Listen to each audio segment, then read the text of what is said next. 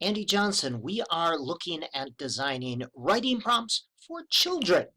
Writing prompts, writing that can be used for post-reading activities, but other writing activities as well.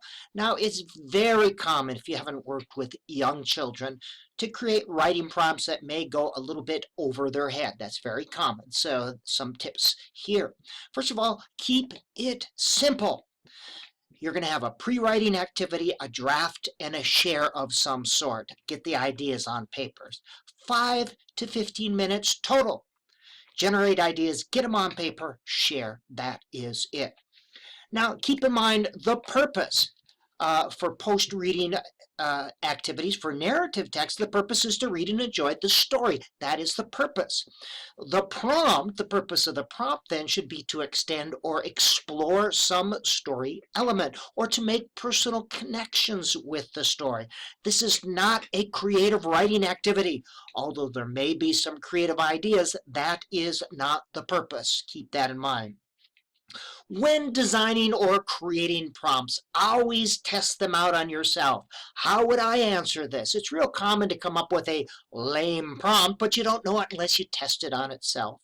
Some things to avoid that are lame. And lame is when it does not produce easy writing. Something like, write a story about. Someone asked you to write a story about something, what would you say? Well, there was a frog and a prince, or write a new ending. That's too open-ended. We want students who can use writing to communicate their ideas. Maybe they didn't want to write a story or a new ending about something. All right.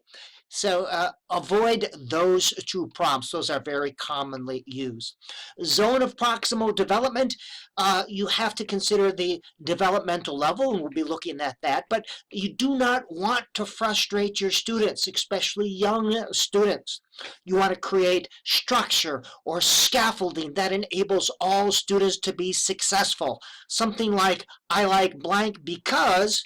See how I create structure there so that all can be successful.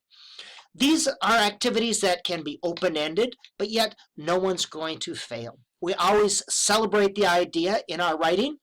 Consider elementary children's developmental level. This is pre-abstract thinking. Things, experiences need to be concrete, so they should write from their experience to the greatest extent possible. Think Piaget. It's not until later, elementary, maybe middle school, where they begin to develop the ability to think abstractly. They begin. As I said at the beginning, it is very common for people who have not worked with writing or young children to make these writing prompts too complex.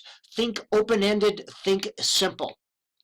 You want students to write from within themselves to the greatest extent possible. I call these internal writing prompts. Tell me about a time. Tell me about, describe, what do you think? What's interesting? What did you notice? These all come from within the student, from their experience. You want them to write for real audiences to the greatest extent possible. This makes writing even more concrete and real. Turn to a neighbor, share your idea, trade your paper with a neighbor. In groups of 3, share your ideas. And some of these others. These are all ways to make writing come alive when you share it with students. With older students, you may want to try some finish the sentence prompts, and you can stop the video and you can look at all of these here, and those are just some to give you some ideas. Bad prompts. How did you feel when? Happy? Sad? Avoid prompts that induce one-word answers, and that's the importance of trying them out on yourself. Remember, you want students to write from within themselves to the greatest extent possible, especially elementary, and always test the questions or prompts out on yourself. Just some ideas to think about.